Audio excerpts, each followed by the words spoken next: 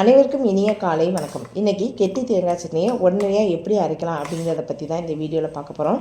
இதை இட்லி, தோசை, குழிப்பணியாரம், உளுந்த வடை, பஜ்ஜி, இடியாப்பம், பொங்கல், பூரி, சப்பாத்தி, உப்புமா இதுக்கெல்லாம் வச்சு சாப்பிட்லாம். இப்போ ஒரு சின்ன மிக்ஸி ஜாரில் அரை மூடி அளவுக்கு தேங்காய், 3 பச்சை மிளகாயை கழுவிட்டு கட் பண்ணி சேர்த்துருக்கேன். 2 டேபிள் ஸ்பூன் அளவுக்கு கோபுரமாக பொட்டுக்கல்ல, கொஞ்சமாக கல்லுப்பு, இதனுடைய கொஞ்சமாக தண்ணி சேர்த்து இதனுடைய மூடியும் போட்டு இதை அதிக நைஸாக அரைக்காமல் குறகுறப்பாக இந்த மாதிரி அரைச்சி எடுத்துக்கலாம்.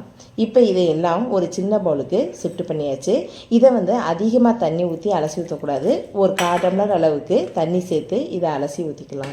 இந்த கெட்டி தேங்காய் சட்னிக்கு அதிக உரப்பு இருக்கக்கூடாது, அதே மாதிரி அதிக தண்ணியும் சேர்க்கக்கூடாது. இனிச்சாப்பில் இருக்கணும், அப்போ தான் நல்லாயிருக்கும். இப்போ இதுக்கு ஒரு தாளிப்பு கொடுக்குறக்காக ஒரு ஒத்தக்கரண்டியில் 1 டேபிள் ஸ்பூன் அளவுக்கு நல்லெண்ணெய், 1 டீஸ்பூன் அளவுக்கு உடைச்ச உளுந்து, 1/2 டீஸ்பூன் அளவுக்கு கடுகு, இது பொன்னிறமான பிறகு புதுசாக நறுக்கி வச்ச சின்ன வெங்காயத்தை சேர்த்துருக்கேன். பெரிய வெங்காயம் கூட சேர்த்துக்கலாம். கொஞ்சம் கருவேப்பிலை சேர்த்து இதை வதக்கி இதில் அரைச்ச தேங்காய் சட்னியில் சேர்க்க வேண்டியதான். இப்போ சூப்பரான சுவையான கெட்டி தேங்காய் சட்னி ரெடி ஆயிடுச்சு. இதை நீங்களும்